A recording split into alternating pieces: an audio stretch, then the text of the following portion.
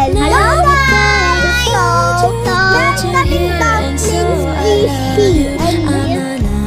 So, yung tawag namin doon is siopaw. Kasi, katulad lang naman yung dumplings siopaw. Oh, diba? So, before tayo mag-back, magbabato-bato pick muna kami. And let's go!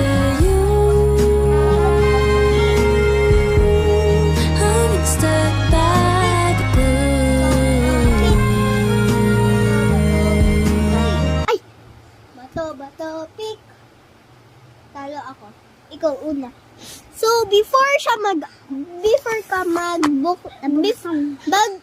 bago mo yan buksan, sabihin mo muna kung anong color yung gusto mong makuha dito sa dumpling squishy. So, mga kapigaho, guys, sana ang color ay pwede naman mga iibang color. Tas pwede naman green or kulay pink or kulay green. Tara, buksan na natin. Hoy. Aray. Anong color, guys? Anong color kaya yan daw, guys? Sabihin niyo sa comment section para makita namin. So, 3, 2, 1. Oh my God! Glitter dumpling! Pero pink siya. So, i-unbox muna natin yung sa akin.